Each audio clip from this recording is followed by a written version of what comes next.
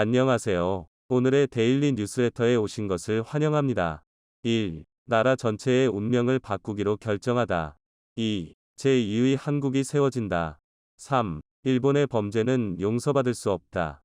한번 진실을 알아봅시다. 최근 국호 변경에 성공한 사례가 등장하면서 국호 변경을 고려하는 국가들이 점점 늘고 있는데요. 뉴질랜드도 국호를 바꾸겠다고 나서는 가운데 뜻밖의 태평양의 한 섬나라가 신한국으로 이름을 바꾸겠다고 나섰습니다.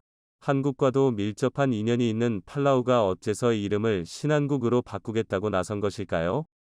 한 나라의 명칭은 보통 쉽게 바뀌지 않습니다.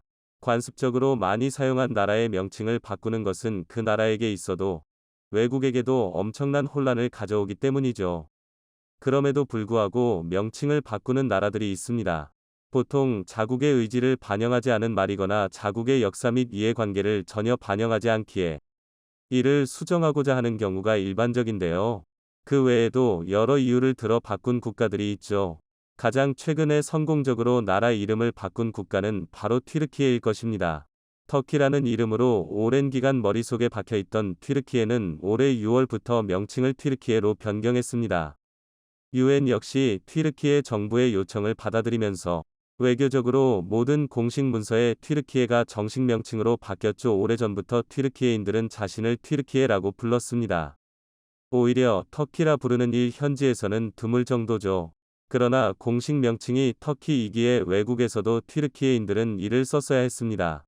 하지만 영어식 표현인 터키는 칠면조라는 뜻을 가리키는 데다가 겁쟁이, 패배자를 의미하는 속어로도 사용하기에 국격을 떨어뜨린다는 의견이 나오면서 국호 변경 논의가 급물살을 타기 시작했습니다.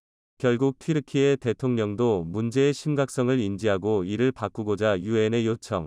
이를 유엔에서 받아들이면서 나라 명칭을 바꿀 수 있었습니다.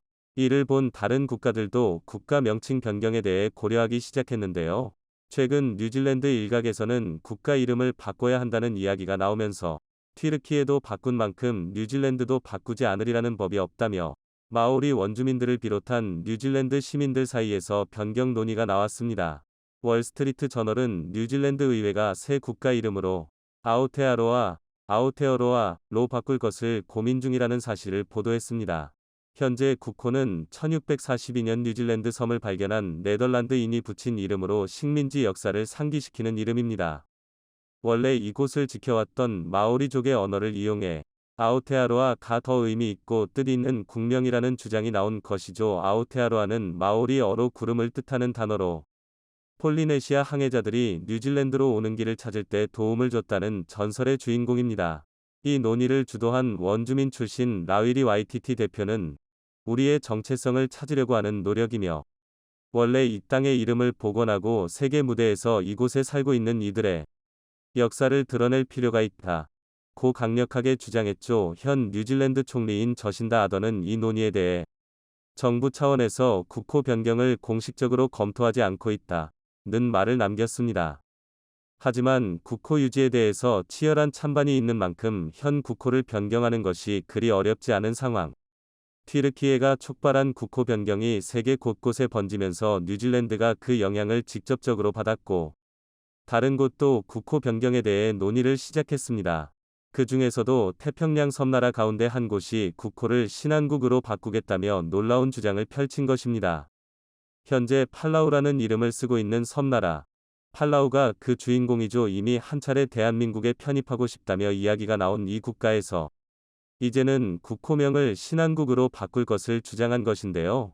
그런데 어째서 팔라우는 나라 이름을 신한국으로 바꾸려고 한 것일까요?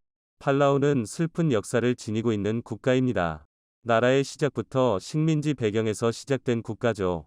스페인 선교단에 의해 발견된 팔라우는 이후 스페인 영토로 편입되어 세계에 그 모습을 드러냈습니다. 이후 독일이 태평양 군도를 지배하면서 독일 손에 넘어갔다가 일본이 독일의 영향력이 약해진 틈을 타 이 지역을 지배했습니다.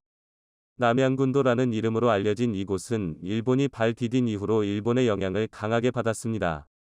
소수의 일본인이 다수의 팔라우인들을 탄압하는 구조였죠. 팔라우의 코로의 남양청이라는 통치기관을 설립하며 선은 현지의 일본어 교육은 물론이고 일본 문화 도입을 추진했습니다. 이 시기 한국과 팔라우는 비극적인 만남을 가지게 되었죠. 바로 조선인 노동자들이 남양군도로 끌려와 부역에 종사하게 되면서 비로소 한국과 팔라우는 접점을 가지게 됩니다. 강제 동원된 한인 노무자는 정확한 숫자가 파악되지 않았지만 일제가 패망하기 전까지 많은 한국인들이 엄청난 노동을 통해 팔라우에 일본 시설을 지어야 했습니다. 이후 2차 세계대전에서 일본이 물러가고 미국이 팔라우를 차지하게 됩니다. 오랜 세월이 흘러 1994년에 이르러서야 비로소 독립국의 지위를 차지, 독자적으로 국제 무대에 이름을 올릴 수 있게 됩니다. 그러나 그럼에도 불구하고 일본의 영향력에 놓일 수밖에 없었죠. 바로 나카무라 쿠니오의 존재 때문입니다. 팔라우 전개에 입문하면서 순식간에 대통령으로 자리 잡고 그가 재임하는 동안 팔라우에는 일본식 문화가 그대로 퍼지게 됩니다. 대통령이 일본 교육을 장려하면서 일본어도 공용어로 지정하는 등 대다수의 팔라우인들은 저항도 할 틈 없이 일본의 영향력 아래에 놓여야 했죠. 이후 팔라우계 대통령이 올라서면서 팔라우는 비로소 독립국으로서 자신만의 정책을 세울 수 있었습니다. 그러나 팔라우는 정치적으로나 경제적으로 무언가를 할 수 있을 정도로 산업이 발전하지도 않았을 뿐더러 자원 이점도 없었습니다. 수란겔 휩스 주니어 대통령은 거기에 더해 섬이 가라앉을 수도 있다는 전무후무한 위기에 놓인 국가를 구해야 하는 책임도 떠안아야 했습니다. 해수면 상승으로 인해 점점 나라가 잠기는 것이 눈에 보였죠. 글래스고에서 열린 제26차 유엔 기후변화협약에 나선 그는 강력한 어투로 즉각 조치를 취하지 않으면 큰 일이 일어날 것이라 주장. 그의 행동에 많은 이들이 심각성을 인지했습니다. 그를 도와주는 국가는 거의 없었습니다. 미국도 군사적으로 그들을 도와주긴 했지만 실질적인 도움을 주진 못했죠. 그런 그에게 도움을 준 국가는 바로 대한민국이었습니다. 정확히는 팔라우를 비롯해 남태평양에 널리 퍼져 있는 한국계 후손들이 팔라우를 도와준 것입니다. 팔라우 경제를 주무르는 10대 기업인 중 하나인 하순섭 회장은 어려움에 처한 그를 물심양면 도와주었죠. 건설업을 비롯해 부동산, 호텔, 슈퍼마켓 등 각종 사업에 영향력을 뻗은 그는 팔라우에서 단단히 뿌리를 내리고 지금은 팔라우의 유명인사이자 팔라우 사회의 신임을 받는 인물로 두각을 드러냈습니다. 한국인의 근성을 보여준 그는 일본인들이 주류로 잡고 있는 팔라우 사회에서 한국인으로서 자기 증명을 거듭했고 한국의 영향력을 강화했습니다. 그를 본 한국계 후손들 역시 사업에 뛰어들어 지금은 많은 한국인과 한국계 후손들이 팔라우 사회에서 영향력을 행사할 수 있게 되었습니다. 계속해서 팔라우를 정치 경제적으로 착취했던 일본인들과는 달리 한국은 물심양면 팔라우인들에 대한 후원을 아끼지 않았고 남양군도에 끌려와 고초를 겪었을 때 팔라우인들이 보인 호의를 잊지 않고 그들에게 은혜를 갚는 행동을 했죠. 수란겔 휩스 주니어 대통령은 그런 한국을 잊을 수가 없었습니다. 그들 덕분에 팔라우는 조금씩 경제적으로 성장할 수 있었고 발전할 수 있었기에 그는 한국에게 보답하고자 했죠. 그 결과 대통령 덕분에 KAI는 누리호 발사 추적을 하기 위한 장소로 팔라우 부지를 이용할 수 있게 되었습니다. 팔라우가 한국이 원하는 조건에 토지를 선뜻 제공해 어려움이 없었다고 하죠. 심지어 팔라우 대통령의 가장 큰 고민거리를 한국이 해결해 주었죠. 바로 물속으로 가라앉는 팔라우를 한국이 해상도시를 통해 구원해 줄 수 있다고 밝히면서 팔라우가 미래에도 나라를 유지할 수 있게 되면서 팔라우 대통령은 감동할 수밖에 없었다고 합니다. 현재 부산에는 세계 최초로 해상도시 프로젝트가 건설 중입니다. 해수면 상승으로 인해 수상 생활이 보편적으로 바뀔 것을 생각한 한국과 세계기구가 힘을 모아 해상도시 프로젝트를 처음 한국에서 시도한 것이죠. 오션익스 프로젝트라 불리는 이 프로젝트가 성공이 된다면 설사 나라가 잠겨도 살 수 있는 환경이 마련됩니다. 팔라우 입장에서 가장 필요한 시설이라고 할 수 있는데요. 세계 최초로 시도되는 만큼 기술이나 물자는 한국이 독점적으로 가지고 있는데요. 이것을 한국이 선뜻 제공하겠다고 나선 것이죠. 팔라우는 말 그대로 한국 때문에 나라를 그대로 유지할 있게 된 셈이죠. 팔라우가 명칭을 바꾼 것은 생명의 은인인 한국을 잊지 않기 위한 것입니다. 신한국 덕분에 자신들이 다른 곳을 갈 필요 없이 고향에서 지낼 수 있게 된 것이기 때문이죠. 아프리카 케냐인들이 한국에게 연신 감사 인사를 하고 있어 화제입니다. 그들은 중국의 1대1로 정책에 휩쓸렸다가 대타격을 입은 상태인데 최근 러시아의 최신 전투기 수-34가 국제적으로 대망신을 당하는 굴욕적인 사건이 발생했습니다. 자국민 34만 명이 거주하는 한 도시에 실수로 폭탄 떨어뜨리고 만 건데요. AP에 따르면 우크라이나에서 40km 떨어져 있는 러시아 서부 도시 벨고로드에 지난 20일 밤 러시아 공군 폭격기가 폭탄을 투하해 주민들이 부상을 입는 사고가 발생했습니다. 러시아 주민들에 따르면 폭탄이 터진 뒤 주변 아파트 건물들이 흔들리고 폭탄이 떨어진 도로에는 직경 20m짜리 구멍이 뚫렸습니다. 러시아 당국은 애초에 수-34에서 폭탄이 투하된 사실을 숨기고 이를 우크라이나의 소행으로 몰아갔지만 결국 오폭이 있었음을 뒤늦게 서인했습니다. 군사 전문가들은 이번에 떨어진 폭탄이 500kg 위력을 가진 강력한 폭탄이었을 가능성이 높다고 봤는데요. 이렇듯 계속된 전투로 인해 러시아 공군기의 비행 횟수가 급격히 증가하면서 추락과 사고 역시 급증하고 있는 것으로 보입니다. 그리고 최근 일본에서는 중국을 견제하기 위해 첨단 기술을 공유하지 않는 미국 대신 영국, 이탈리아와 손을 잡고 6세대 스텔스 전투기를 공동 개발하겠다며 선전포고했는데요. 글로벌 전투항공 프로그램 GCAP로 불리는 이번 개발 계획은 영국과 이탈리아가 추진하던 6세대 전투기 개발 프로그램 템페스트와 일본의 차기 전투기 개발 계획을 합친 겁니다. 외신에 따르면 일본 미쓰비시중공업, 영국 BAE 시스템스, 이탈리아 레오나르도가 참여했으며 GCAP는 차세대 전투기 개발을 위한 단순 협력이 아닙니다. 중국에 대항하기 위한 일종의 동맹 차원의 공조로 일본에선 벌써부터 21세기판 제로센 개발 계획이라는 말이 나온다고 하지만 실상은 전혀 그렇지 않습니다.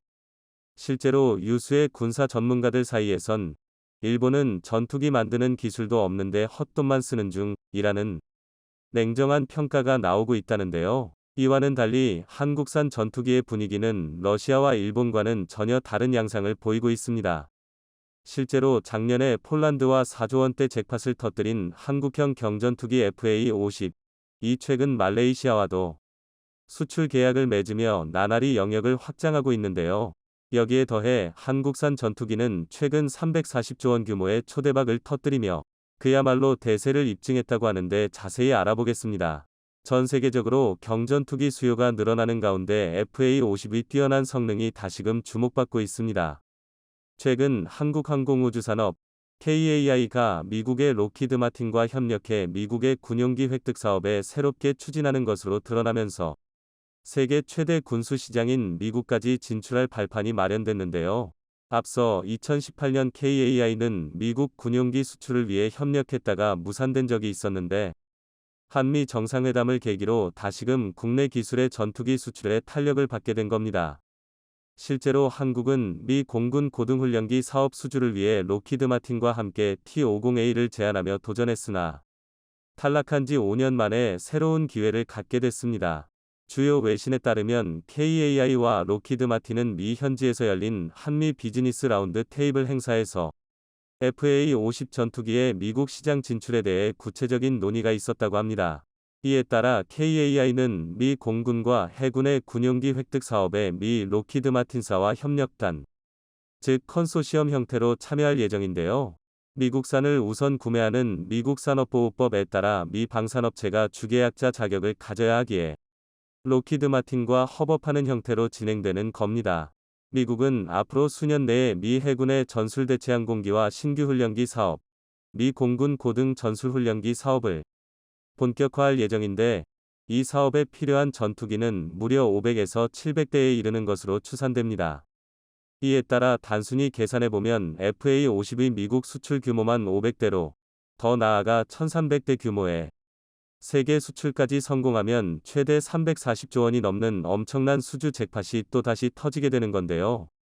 실제로 이번에 미국 수출의 벽을 뚫는다면 한국은 5세대 전투기를 쓰는 선진국들을 대상으로 첨단 훈련기를 판매할 길이 거의 자동으로 열리게 되는 셈입니다.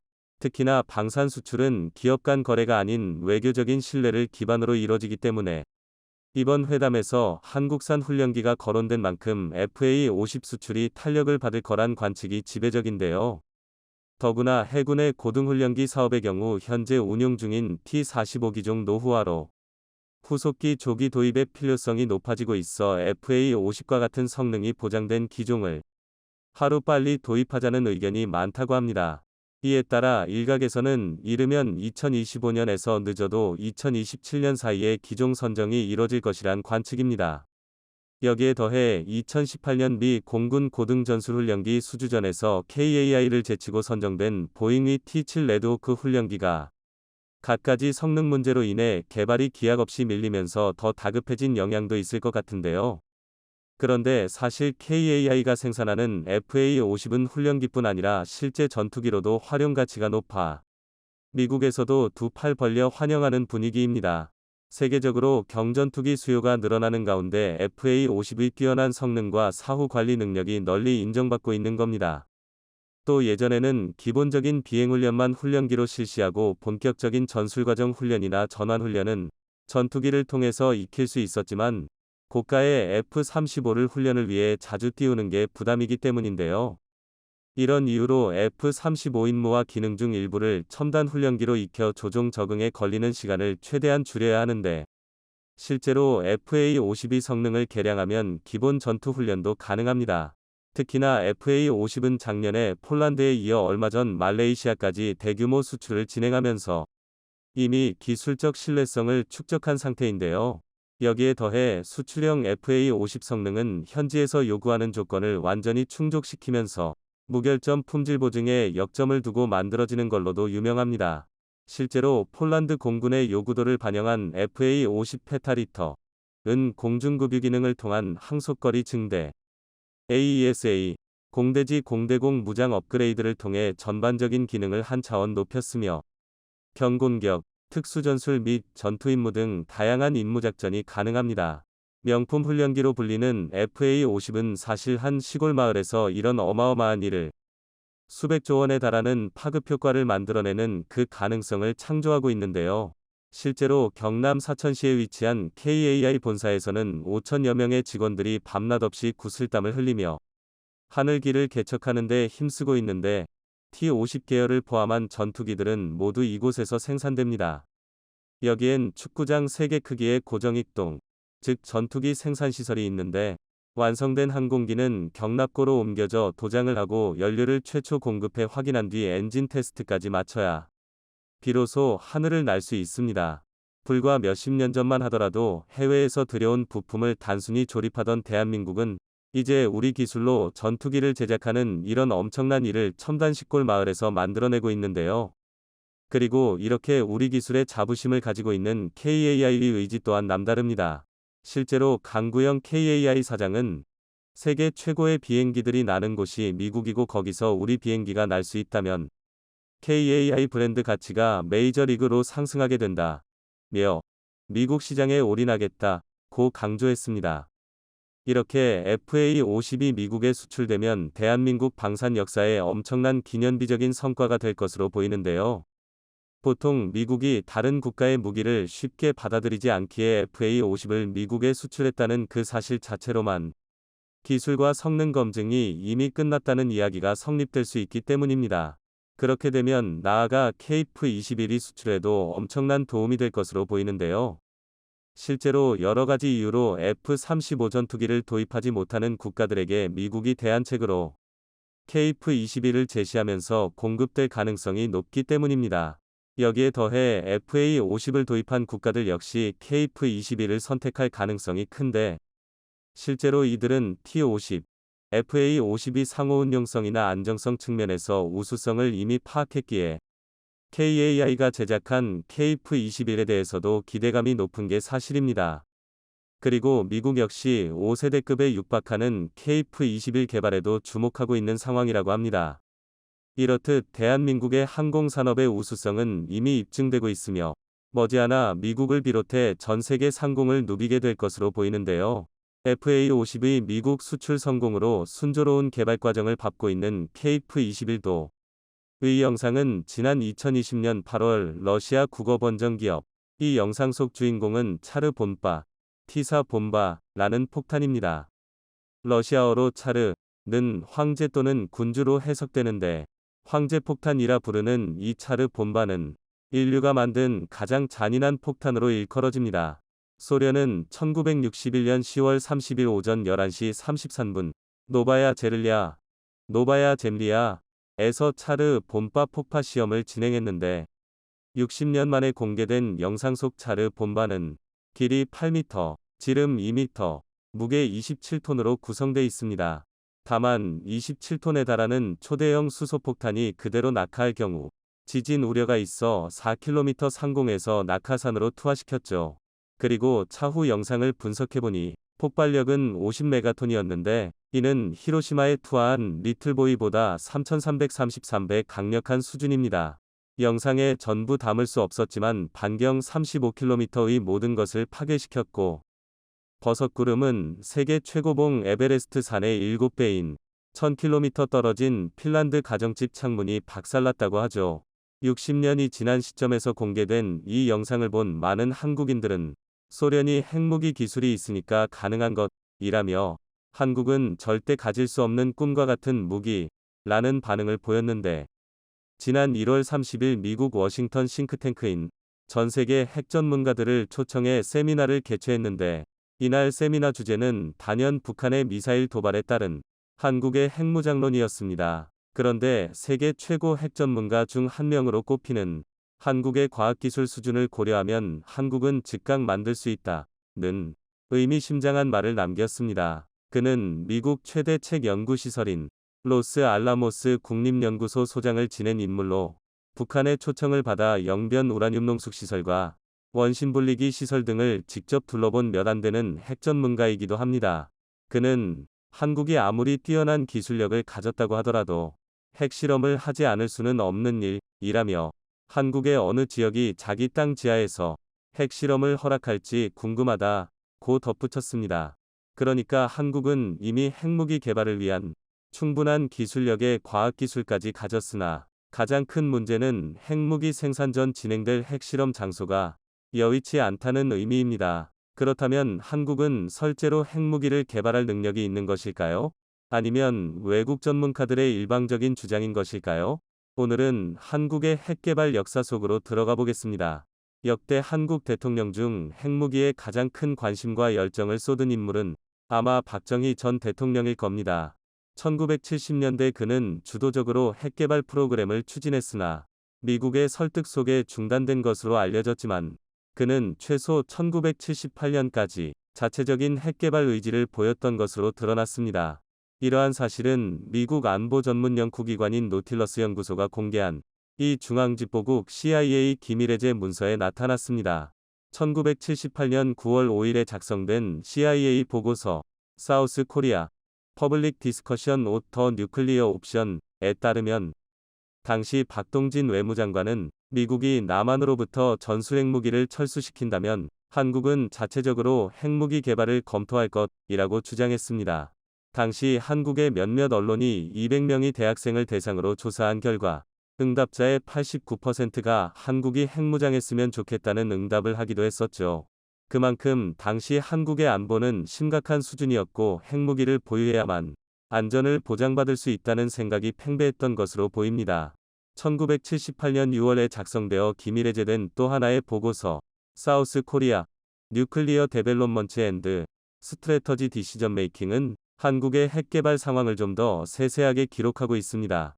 그리고 이 보고서를 토대로 노딜러스 연구소장 피터 헤이즈가 박정희, CIA 그리고 폭탄이라는 제목으로 정리했죠.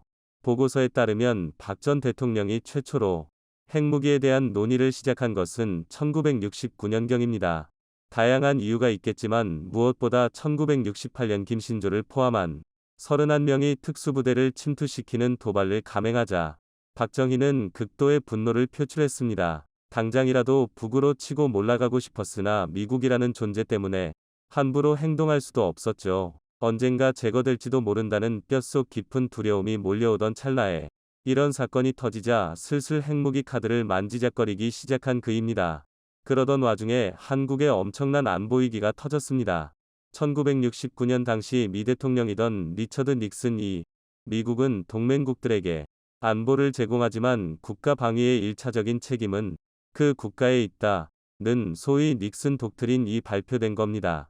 이는 한국에게 있어서는 상당한 위기였는데, 왜냐면 한국은 주한미군을 한국 땅에 주둔시킴으로써 대북 억지력을 발휘하고 있었기 때문입니다. 그러나 닉슨 독트린은 마시아에 주둔한 지상군을 점차적으로 철수시키겠다는 의미였고, 실제로 독트린 발표 2년 뒤 1971년 3월에는 주한미군 7사단 2만 명이 한국 땅에서 철수했는데요.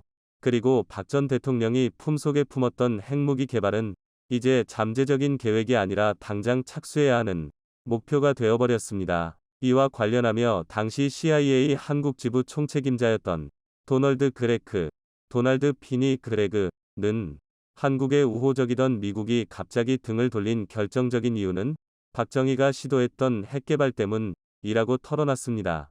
실제로 2005년 공개된 CIA 보고서 한국 핵개발과 전략적 의사결정에 따르면 박 전 대통령은 1974년 12월 890계획이라는 암호명으로 비밀리에 핵무기 개발을 추진했습니다. 국방과학연구소 에드 책임 아래 미사일팀, 핵탄두팀, 화학탄두팀을 구성해 수십 명의 국내외 과학자 및 기술자가 핵무기 연구에 착수한 겁니다. 하지만 이를 알게 된 미국이 1976년 핵개발을 중지하지 않으면 한국과 모든 관계를 중단할 것이라며 강하게 압박하기 시작했고 결국 포기했죠. 그런데 미국의 압박이 두렵기도 했지만 한국 정부가 미국을 신뢰하게 된 사건도 이때 일어났습니다. 바로 판문점 도끼 사건인데요. 핵무기 개발을 꾸기했던 그해 8월 18일 한국인 노무자 5명은 북한 쪽 초소에 대한 시야가 가린다 며 유엔군 제3초소 앞에서 가지치기를 시작했습니다. 이는 미군 병사 6명과 한국고 5명 등 11명이 유엔군 장병이 혹시 모를 공격에 대비해 호위하고 있었는데 2명이 북한고 장교와 10명이 북한군이 다가오더니 나뭇가지를 치지 말라고 요구했습니다. 하지만 미고 장교는 시야 확보를 위해 필요하다 며 이를 무시했는데 잠시 후 트럭을 타고 북한 병사 20명이 몰려오더니 도끼를 빼앗고 공랭이를 휘두르는 등 일방적인 린치를 가하기 시작하죠. 결국 이 사건으로 미군 병사 2명이 사망하고 마는데요. 사건은 단 4분 만에 종료되어 미 기동타격대가 도착했을 때 북한군들은 이미 군사봉계선 너머로 철수한 뒤였습니다. 임에 불같이 화가 난 미국은 핵 탑재가 가능한 F-1 전투기 20대를 한반도에 배치시키고 괌에서는 B-52 폭격기 3대, 오키나와 미공고기지에서는 F-424대가 출격했고 항공모함 미드웨이호가 종무장한 5척의 호위함을 거느리고 북한 해역으로 이동했습니다. 미국의 이러한 무력 시위는 소련을 등에 업은 김일성을 충분히 압박하지는 못했지만 박 전 대통령을 감동시키기에는 충분했습니다. 아마 결정적인 순간에 미국이 한국을 돕겠구나 라면서 확신을 갖게 된 것이고 이에 핵개발을 포기했던 겁니다. 하지만 그 신뢰는 오래가지 못했습니다. 왜냐면 1977년 1월 취임한 지미 카터, 제임스 얼 카터, JR는 대선 공약으로 주한미군 제2사단 철수를 내세웠는데 이에 대한 미 의회 및 관료들의 반대에도 불구하고 무리하게 추진 2년 뒤 새 포기했지만 했었습니다. 이에 대해 한국 정부는 극도의 공포감을 느꼈습니다. 왜냐면 아직까지 산업화도 완성하지 못했고 모든 분야에서 취약한 상황에서 북한의 도발까지 걱정해야 하는 것이 부담스러웠으니까요. 어쨌든 공포감은 특정 행동을 불러오기 마련인데 이에 대한 반발로 다시금 핵개발 프로그램을 꺼내들기도 했었습니다. 1979년 10월 26일 박 전 대통령이 김재규의 출발에 시해되기 전까지 말이죠.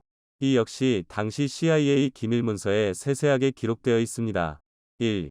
2차 핵개발 프로그램을 통해 한국이 원했던 것은 지금은 기를 쓰고 반대하지만 결국에는 핵보유를 인정할 수밖에 없게 만드는 이스라엘 방식입니다. 이를 위해 1974년 프랑스와 원자력 협정을 체결했는데 프랑스는 미국이나 소련 등과 같이 핵보유를 제한하는 것보다 전 세계적으로 핵보유를 확산시켜야 한다는 의지를 가지고 있었습니다. 프랑스는 전 세계적인 핵보유가 결국엔 전쟁을 억제할 수 있다고 봤으니까요. 이스라엘 역시 1950년대 프랑스가 도와준 덕분에 핵개발에 성공할 수 있었으니까요. 한편 박 전 대통령은 1979년 핵개발이 88% 이상 완료됐다 1983년에는 핵무기가 완성될 것 같다고 밝혔었는데 충청북도 괴산군의 우라늄 광산에 대한 개발도 진행했었습니다. 이 광산은 유사시 핵무기 제조에 즉시 사용할 예정이었으나 우라늄 235의 함유량이 낮아 포기했습니다. 그러나 이 과정에서 얻은 것도 있습니다. 핵 개발에 대한 의중을 표하고 3개 팀으로 나눠 핵 개발을 진행하는 등의 과정에서 1978년 한국이 사거리 180km의 백곰 미사일을 개발해낸 겁니다. 이는 의정부에서 평양까지 직선거리에 해당하는데 일단 미사일의 혼재 자재로 북한에게는 상당한 위협이 됐죠. 핵 개발까지는 몇 년이 더 걸릴 것이니 일단 북한까지 핵을 날려보낼 미사일이 먼저 준비된 겁니다. 실제 핵무기는 등장하지 않았으나 당시 오원실 경제수석은 이미 핵원료 재처리 기술도 확보하고 있었고 핵심 부품들도 이미 밀반입에 성공했다고 털어놓기도 했습니다. 다만 1979년 10월 26일 이후로 한국은 거의 완성된 것이나 마찬가지였던 핵기술을 그대로 폐기했는데 전두환의 역할인데요. 박정희의 뒤를 이어 권력을 잡은 그는 미국에 환심을 하고 그의 지위를 인정받을 목표로 핵개발 프로그램을 폐기해버리면서 결국 88%에 달했던 핵개발은 12%를 남겨두고 역사의 뒤안길로 사라져버렸습니다. 그런데 한국에서 다시금 핵무기 개발 논란이 터진 것은 2004년입니다. 당시 국제원자력기구 IAEA 인터내셔널 아토믹 에너지 에이전시는 대뜸 한국이 우라늄 0.2g을 농축했다 며 실험 내용과 기술 수준 등에 대한 사찰을 실시한 적이 있는데 이와 관련해서는 다음 영상에서 자세히 알아보도록 하겠습니다. 한국이 쥐도 새도 모르게 추출했던 0.2g의 우라늄은 어디로 사라진 것일까요?